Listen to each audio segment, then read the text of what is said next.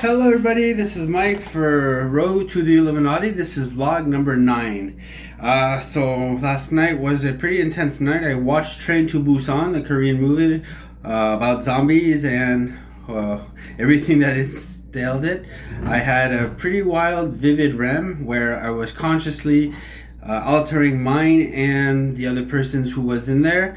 I also saw some mythical creatures, and from their point of view, also altered some of the dimensions and interventions of that said REM. It was pretty cool actually, because I kind of remember it vividly, where everybody had turned into a zombie, or there was a few select areas in Montreal that was a safe zone. But also, I want to touch bases on the vlog number 8, which I was saying out loud. To me, Illuminati is a resonance. It's the basis of all life, love, and light, and the religion. It's the very, very, very first tie that we have to a consciousness. It's the genesis of thought. And to be honest with you, it's kind of a lot if you think of it. I tend to brush it off, the mental health part of it. But when you're dealing with 8 sides of a pyramid, to be on the point, there's also the bottom points too that are also heads of departments, so to speak, because you really have religion, angels and demons, multiverses, REM state, astral projections. You have physical life to be dealing with at the same time. You have everything from your basic needs to being able to properly follow through with all those different frequency and emissions of energies. It's quite fantastic land, but it is reality. It is who we are and who I am. And if people want to laugh at it, then go for it, because there is more than one thing. They're real, they're fictional, they're multiversal, they're materialized and dematerialized aliens. They are conscious beings that are so far evolved past of needing genitals or even a physical body for that form. A couple of things that did not go my way are in sense of me not being able to express myself fluidly, and especially when it comes face to face to a doctor. To the point that I made a video that I hear voices. I don't actually hear voices. It's my instinct, my intuition that is always spot on. I do hear murmurs from vibrations from the telephone, or even from the drinking fountain, the resonance, the vibrations. It's all frequency. All that we emit is all part of it. And if you break it down part by part, it gets heavy. It gets heavy very fast, because it touches bases on all of these sides of the pyramid. That's why there's 8 indentures on the Giza Plateau, or I like to think so. And some of these things are very, very, my opinion, my personal opinion, and some things are just so real that they're like, wow, is this really happening?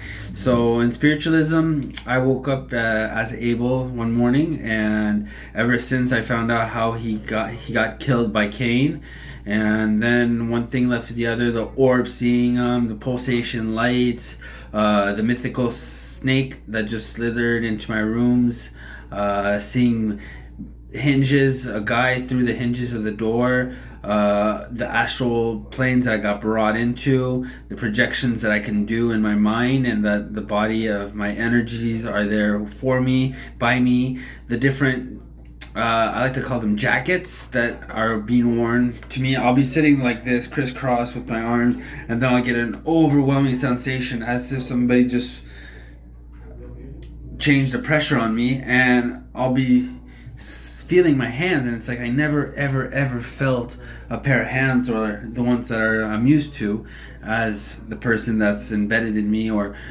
being embedded, or the bodies of energies that inhabitate me. These are awesome things to consider from my point of view, but can actually be very, very suspect if you have absolutely no idea what you're doing. So to have everything coincide together, all connected, everything, that's what Illuminati is. It's the magic behind the curtains. It's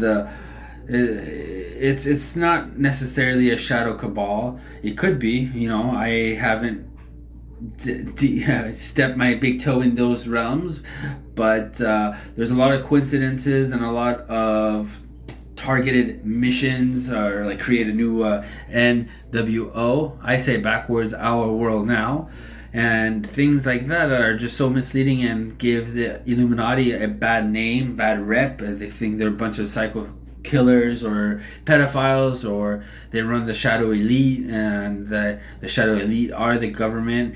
But if you do it all in coincide, you could see it in the eyes of somebody that it's exactly what you think. If your light's bright, you're inhabited by some of the divine. If it's dark energy you are, then you have those demons inside you. And in the way of angels, where gifts have been given and trajectories have been overflowing my life, I am stuck right now in a psych ward.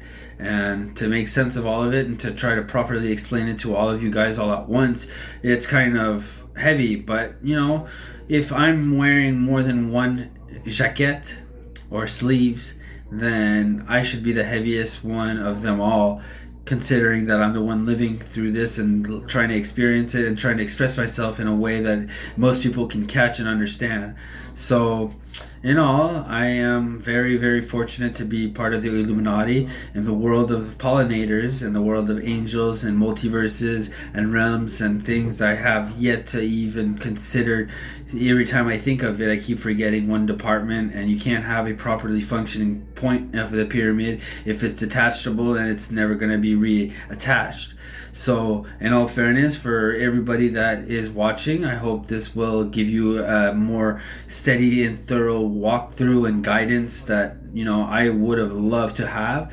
And like I said, I'm not really doing this for money for this thing. If it ends up taking off, like I think it will be, I think it's in hope that somebody can actually experience these and be able to put a wording, a pattern, and fluent speech to somebody trying to explain it that has absolutely no knowledge of their inheritance, so to speak. And what you have inside of you has to come out eventually, and if you keep it all bottled up, you might get a schizophrenia diagnosis. And you know, I wish I was hallucinating all these orbs, but it started very young, when I was very, very young, and all the way to seeing the biggest orb of the moon in a ravine next to me. So, you know, like